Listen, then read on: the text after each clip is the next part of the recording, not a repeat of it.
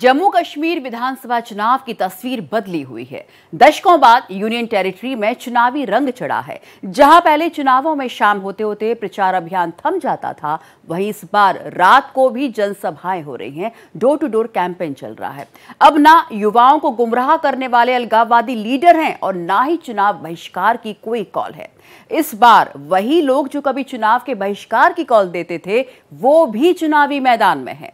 जम्मू कश्मीर के नौजवानों में चुनाव को लेकर जबरदस्त उत्साह है और वो आर्टिकल 370 के हटने के बाद यूनियन टेरिटरी में आने वाले बेहतर बदलाव की तस्वीर पेश कर रहे हैं।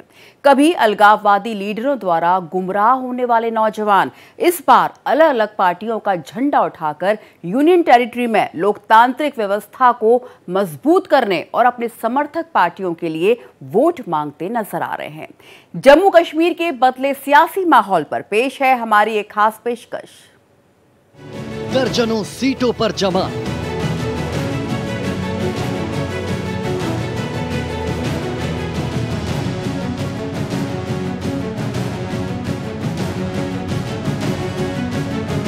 शांति, सुरक्षा और सियासत।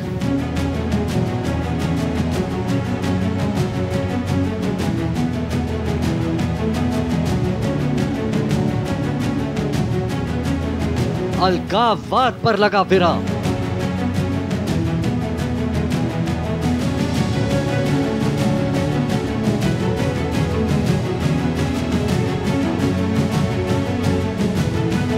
मुश्किल में सियासी खानदान।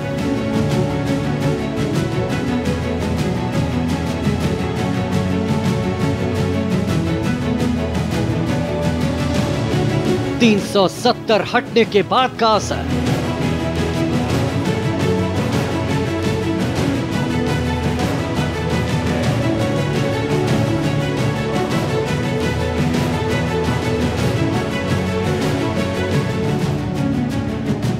वाल्मीकि को मिला मताधिकार।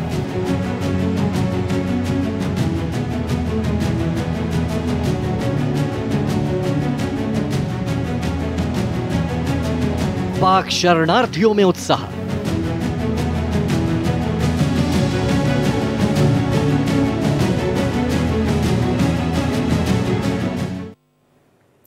जम्मू कश्मीर में इस बार सियासत का अलग ही रंग चढ़ा है। अलग अलग पार्टियों की रैलियां हो रही हैं, बड़ी तादाद में लोग उसमें शामिल हो रहे हैं। उम्मीदवार अपने वोटरों से संवाद कायम कर रहे हैं और अपने लिए वोट डालने की अपील कर रहे हैं। इस बार के विधानसभा चुनाव में वो सारे रंग मौजूद हैं जो लोकतांत्रिक व्यवस्था को मजबूत बनाने में अहम साबित होने वाला है। लोगों में भी चुनाव को लेकर जबरदस्त उत्साह है। इसी उत्साह को भुनाने में तमाम पार्टियां जुटी हुई हैं। इस बार जम्मू कश्मीर विधानसभा चुनाव में कई पार्टियों के साथ ही बड़ी तादाद में निर्दलीय उम्मीदवार भी ताल ठोक रहे हैं और ये वादी के एक अलग सियासी रंग की तस्वीर है। वादी का सियासी रंग। जम्मू कश्मीर में आर्टिकल 370 हटने के बाद अब शांति है, सद्भाव है, विश्वास है और लोकतांत्रिक व्यवस्था में लोगों का भरोसा बहाल हुआ है। एक दशक पहले जहां यहां के युवाओं के हाथों में पत्थर हुआ करते थे, गुस्सा होता था, वहीं अब वो राजनीतिक दलों के झंडे लहराते नजर आते हैं। वो इसके जरिए लोगों से अपने मताधिकार का इस्तेमाल करने की भी अपील कर रहे हैं। कश्मीर वाकई में बदल चुका है और ये महज इत्तेफाक नहीं है कि कश्मीर रीजन में जहां पर चुनाव प्रचार महज नाम के लिए होता था, वहीं इस बार के विधानसभा चुनाव में ये पार्टियां डोर टू डोर कैंपेन कर रही हैं, अपने लिए वोट मांग रही हैं और लोकतांत्रिक व्यवस्था की दुहाई देते हुए ज्यादा से ज्यादा संख्या में मताधिकार का इस्तेमाल करने की गुजारिश कर रही हैं। वो इसीलिए कि इस बार चुनावी मैदान में लोगों के पास कई उम्मीदवारों के विकल्प हैं। अपनी पसंद के मुताबिक अपने नुमाइंदों को चुनने का यह पहला मौका है। इस बार चुनावी मुकाबला यूनियन टेरिटरी की कथित तौर पर मुख्य धारा की पार्टियों के बीच ही नहीं है। इस बार बीजेपी भी चुनावी मैदान में अपनी अहम उपस्थिति दर्ज कराने की कोशिश में है। कांग्रेस भी अपने लिए संभावनाएं तलाश रही है और सबसे बढ़कर कई नई रीजनल पार्टियां खुद को वैकल्पिक राजनीति का आगाज करने का दम भर रही है, तो बड़ी संख्या में निर्दलीय उम्मीदवार भी ताल ठोक रहे हैं। कश्मीर के युवा हिंसा के दौर को भूलकर नई ऊर्जा और जोश के साथ कश्मीर को नई संभावनाओं को केंद्र बिंदु बनाने की दिशा में आगे बढ़ा रहे हैं। ये महज इत्तेफाक नहीं है कि वो लोकतंत्र को सबसे बड़ी ताकत और हथियार मान रहे हैं। वो ये समझते हुए नजर आ रहे हैं कि चुनाव प्रक्रिया में हिस्सा लेने से न सिर्फ वादी पर लगा आतंकवाद का दाग मिटेगा, बल्कि तमाम समस्याओं का समाधान भी निकलेगा। पहले जिन इलाकों में अलगाववाद और आतंकवाद के समर्थन में जनसभाएं होती थी, वहीं अब रंगारंग चुनावी रैलियां हो रही हैं। पूरे इलाके का माहौल बदल चुका है और ये बदलाव अलगाववादी विचारधारा को नकारने और लोकतंत्र के नजरिए का प्रतीक है। आज भारतीय जनता पार्टी की लोकप्रियता, मोदी सरकार की लोकप्रियता जो है वो जनमानस में इस कदर बढ़ गई है कि लोग जो हैं वो एक वैश्विक नेता के तौर के ऊपर प्रधानमंत्री नरेंद्र मोदी को स्वीकार कर चुके हैं। उन्होंने देखा है 2014 का वो दौर, जब उससे पहले कितने ही मैं बोलूंगा निम्न स्तर पर यहां पर जो है वो सोशियो इकोनॉमिक स्टेटस जो है वो लोगों का पहुंच चुका था, और 2014 के बाद में कैसे हमारे जो है वो सारे भंडार भरे हैं, लोगों की जो है वो जिंदगी चेंज हुई है। जम्मू कश्मीर के परिप्रेक्ष्य में अगर मैं बात करूं तो 2019 का वो निर्णय जिस समय यहां पर जो है धारा 370 को समाप्त किया गया, तो मैं निश्चय ही यह बात करूंगा कि भारतीय जनता पार्टी को इसका लाभ मिलेगा। लोग जो है वो जम्मू से लेकर कश्मीर तक, केवल जम्मू ही नहीं कश्मीर के लोग भी इस बात को जानते हैं कि पहले के 3 परिवारों ने किस प्रकार से वहां पर एक पूरी कब्रों के नए नए कब्रिस्तान बनाए हैं, और भारतीय जनता पार्टी के आने के बाद में वो अलगाववाद, वो उग्रवाद वो जरूर कम हुआ है, और जितने भी नौजवान हैं, जितने भी बाकी लोग हैं, वो अपने एक बेहतर भविष्य को लेकर अब चिंतित हुए हैं। कश्मीर में नई बयार। पूरा कश्मीर अब लोकतंत्र के जश्न में शामिल हो रहा है। कश्मीर के लोग इस तथ्य को स्वीकार कर रहे हैं कि पिछले 35 वर्षों में आतंकवाद और हिंसा से कुछ भी हासिल नहीं हुआ है। अब वो लोकतंत्र में विश्वास व्यक्त करते हुए उम्मीद कर रहे हैं कि जिस नेता को वो चुनेंगे वो न केवल युवाओं के भविष्य के लिए बल्कि कश्मीर के विकास के लिए भी काम करेगा। अब नेताओं और आम आदमी के बीच में सीधा संवाद कायम हो रहा है। पहले जहां उम्मीदवारों को इस बात का डर लगा रहता था कि वो गांव और गलियों में जाएंगे तो लोग पत्थर मारेंगे, जनता आतंकी संगठनों और हुर्रियत के कहने पर चुनाव का बॉयकॉट कर देती थी, इस बार ऐसा कुछ नहीं है।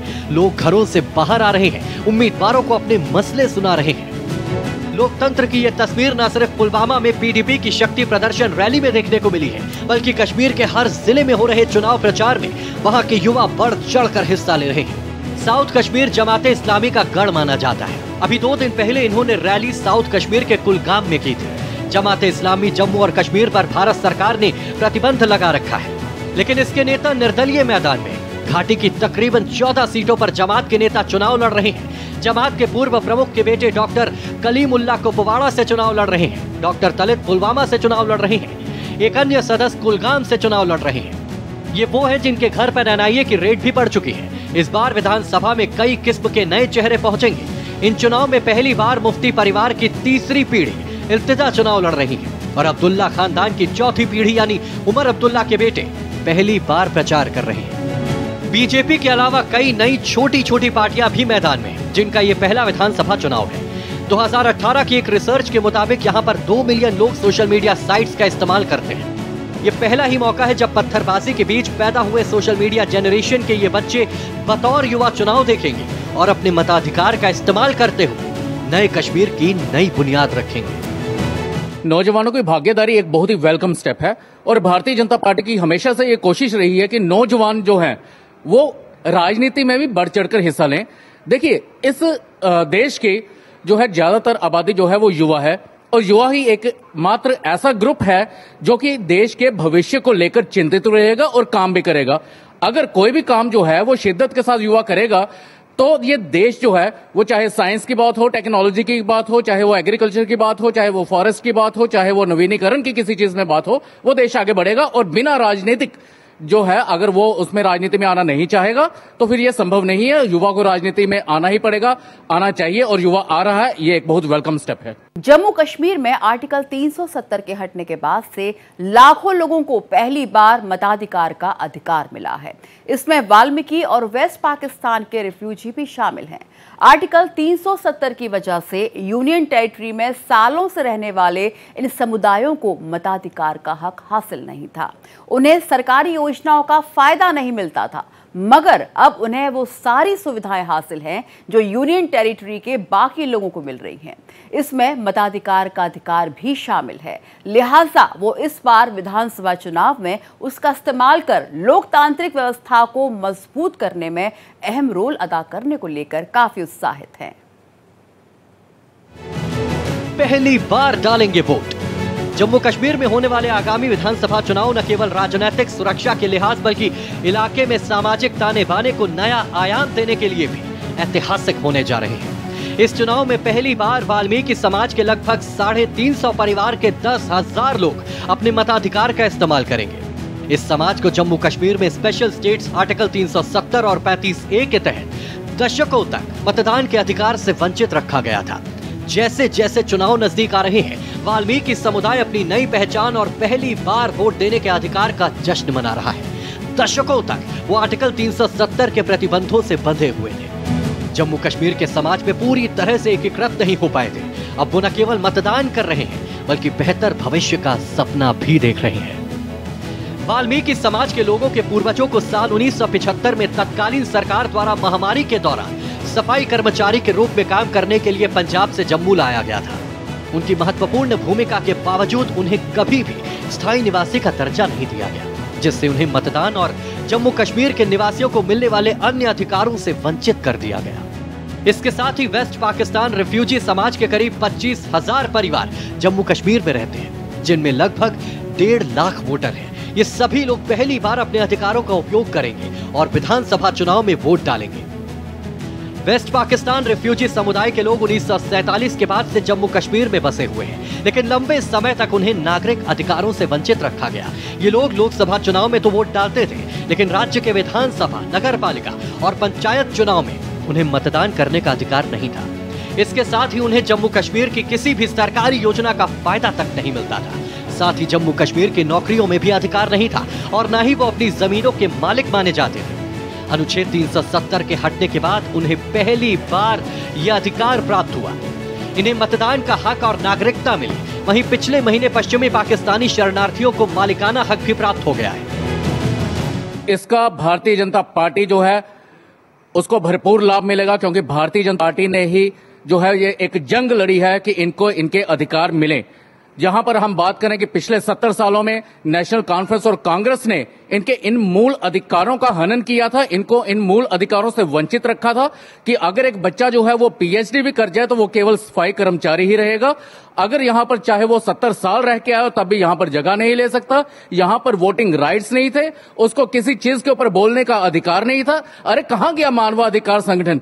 अरे ये तो इनके मूलभूत अधिकार है और केवल भारतीय जनता पार्टी ने ही ये शिद्दत के साथ लड़ाई लड़ी है और इनको इंसाफ जो है दिलाया है। मोदी सरकार ने इनको इंसाफ दिलाया है और ये सारे वर्ग जो हैं वो मोदी सरकार का भरपूर जो है वो साथ देंगे। जम्मू कश्मीर में इस बार विधानसभा चुनाव में मतदान प्रतिशत के बढ़ने की उम्मीद है।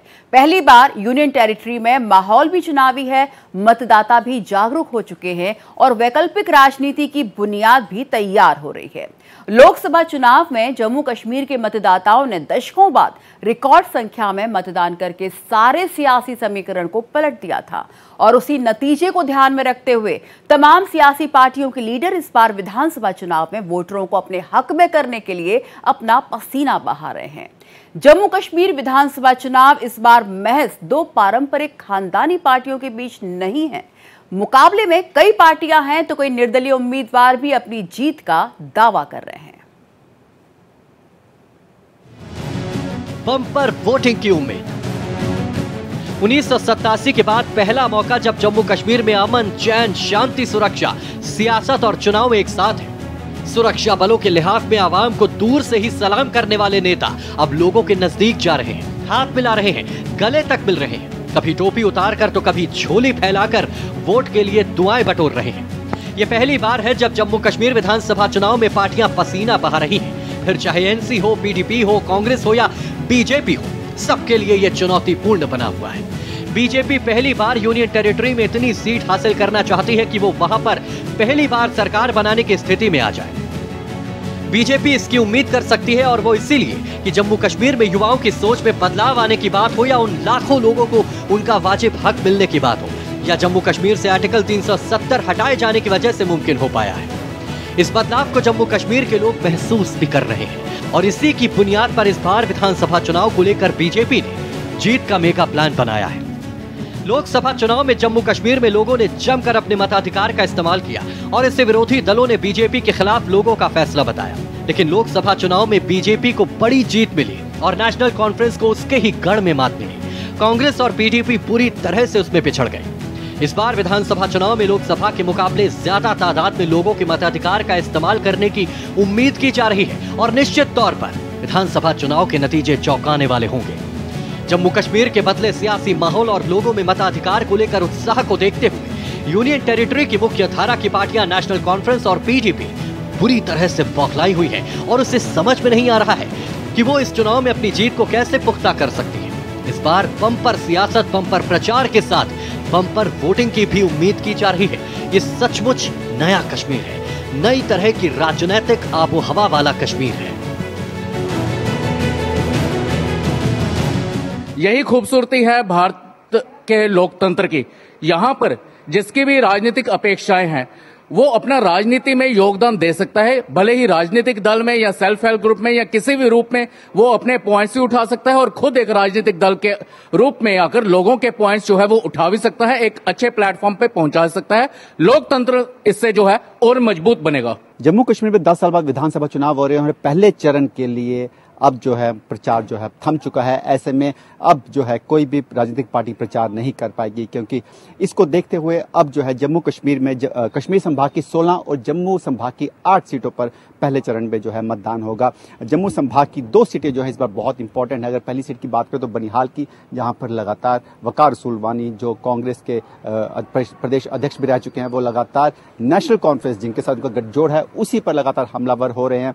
वहीं दूसरी तरफ किश्तवाड़ की सीट जहां पर शगुन परिहार बीजेपी की सीट से लड़ रहे हैं और सज्जाद किचलू जो हैं वो नेशनल कॉन्फ्रेंस की सीट पे लड़ रहे हैं। उनमें भी जो मुकाबला है इस बार बहुत कड़ा होने वाला है, क्योंकि परिहार बंधु जिनको आतंकवादियों ने मौत के घाट उतार दिया गया था, उसके बाद अब उनके ही परिवार से शगुन परिहार को टिकट दिया गया है। ऐसे में ये 2 सीटें जो है जम्मू संभाग की रोचक होने वाली हैं और खासकर पहले चरण में जिस तरह के चुनाव में लोग भाग लेंगे, इसी को लेकर अगले 2 चरण होंगे उस पर पता चलेगा क्या इस बार जम्मू कश्मीर में जो मतदाता है वो एक बार फिर से चुनाव में अपने वोट डालने के रिकॉर्ड को तोड़ेंगे या नहीं। विकास अब्रोल, भारत एक्सप्रेस के लिए जम्मू से। लोकतांत्रिक व्यवस्था में मताधिकार का अधिकार सबसे बड़ा अधिकार है, लेकिन जम्मू कश्मीर के लोगों को इसका इस्तेमाल करने से परहेज करने के लिए अलगाववादी लीडर उन्हें गुमराह करते थे, आतंकी संगठन खौफ दिखाते थे। मगर अब वादी में ना तो अलगाववादियों का कोई वजूद है और ना ही आतंकी संगठनों का कोई खौफ है, और यही वजह है कि इसकी आड़ में सियासी रोटी सेकने वाली पार्टियों की अपनी सियासी जमीन खिसकती नजर आ रही है। बुलेट बनाम बैलेट के हमारे इस खास पेशकश में मेरे साथ फिलहाल इतना ही, लेकिन बाकी की देश दुनिया की खबरों के लिए बने रहिए भारत एक्सप्रेस के साथ।